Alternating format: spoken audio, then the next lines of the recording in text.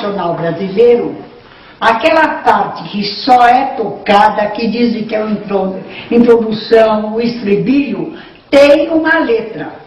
Não fui eu quem a inventou. Aprendi quando criança, cantava no colégio todo dia, que diz assim: espero, Brasil, que todos cumprais com o vosso dever. Em avante, brasileiro, sempre avante. Gravai o buril, os pátios anais do vosso poder. Em avante, brasileiro, sempre avante. Servi o Brasil sem esmorecer, com ânimo audaz, cumpri o dever na guerra e na paz. À sombra da lei, a brisa gentil, o lábaro erguei do belo Brasil.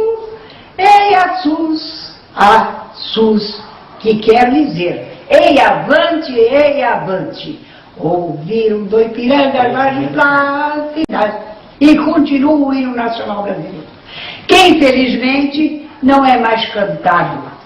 Quando cantam, é só uma estrofe. Como tiraram a primeira, que dizem que a introdução, tiraram já a segunda. E daqui a pouco não temos mais já foi todo ele banido.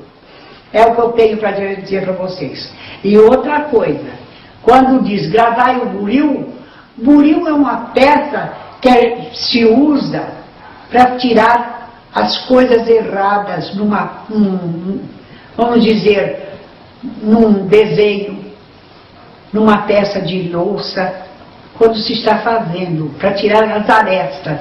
Isto é o buril. O eiasus é ei avante. E o lábaro erguei, qual é o lábaro? É a bandeira, gente, que nós não temos mais hasteada. O Brasil não tem bandeira brasileira, porque não a usa. E quando a usa, é mal colocada.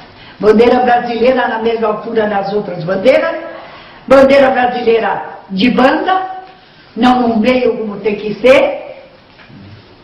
E quando são duas que tem que ser do lado direito de quem sai, não tem mais. Acabou, gente. Temos que ter um pouco de cuidado, porque a nossa terra é grande e maravilhosa. Mas está faltando civismo. Depois dizemos, só tem bandido nessa terra. Mas nós não ensinamos a amar a terra como é devido. Obrigada, viu? Quem puder, conserte isso.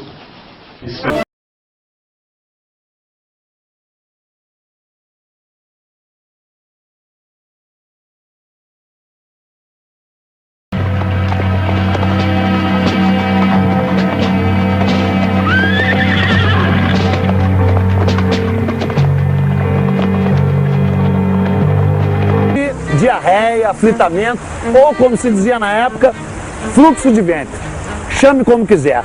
O fato é que foi um torrencial desarranjo intestinal que levou a comitiva de Dom Pedro a parar exatamente aqui, às margens plácidas do Riacho Ipiranga.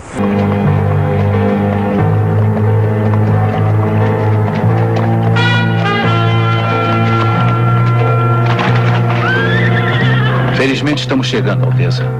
Já estamos na colina do Ipiranga.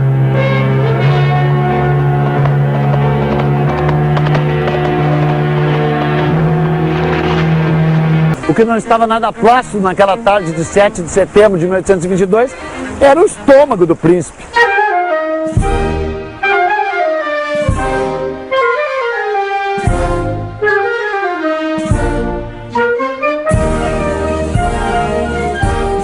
Viagens longas e estafantes, calúnias nos jornais, paixões arrebatadoras, rejeição, indigestão. Ok, eu admito que faz sentido, mas supondo que a sua tese do Dia de Fúria esteja correta, então esse quadro de Pedro Américo é uma obra de ficção.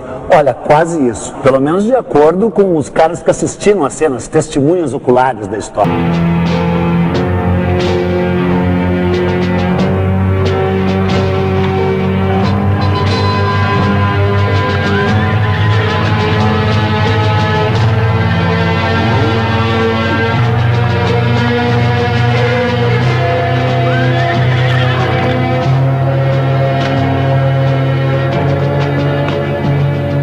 morte da princesa Dona Leopoldina e do senhor ministro José Bonifácio.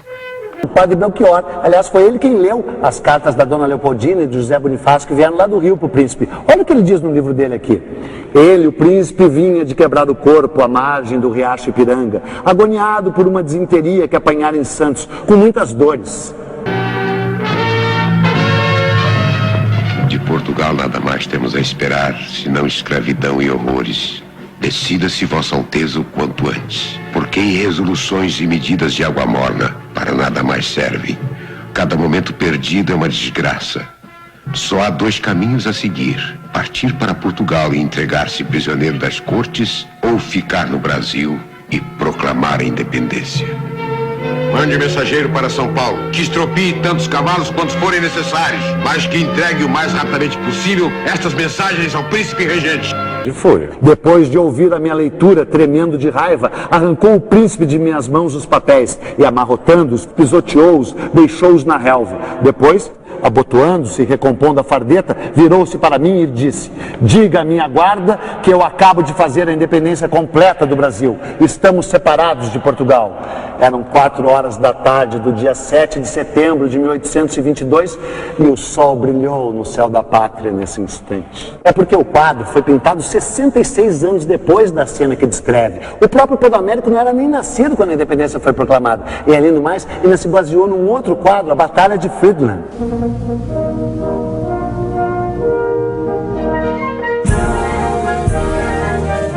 Ele inclusive escreveu um livro explicando passo a passo como ele fabricou essa história. Sai! Canalhas! Parasitas!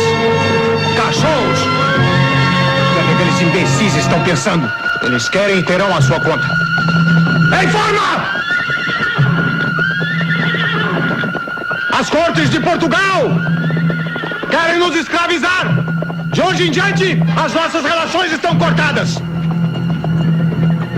Eu nada mais quero do governo de Lisboa! Nenhum laço nos une mais! Pelo meu sangue, pela minha honra e pelo meu Deus, juro promover a independência do Brasil! Independência! Ou morte! Independência! Ou morte! Isso não é de todo ruim, não. O problema é que a gente não pode ficar só com uma versão, a versão cristalizada, a versão oficial da história. Os melhores historiadores do mundo dizem: a história está sempre se fazendo e refazendo. Então, vamos fazer história? Vamos fazer história e entender que a história é feita de gente, de carne e osso. E intestinos, é claro.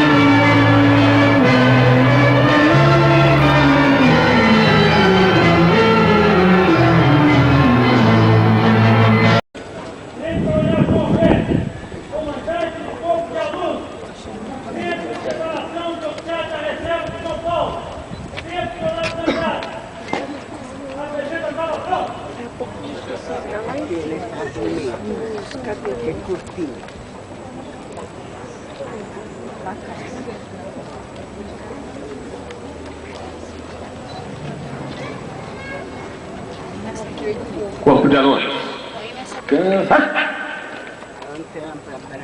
Que a nossa terra é grande e maravilhosa, mas está faltando civismo.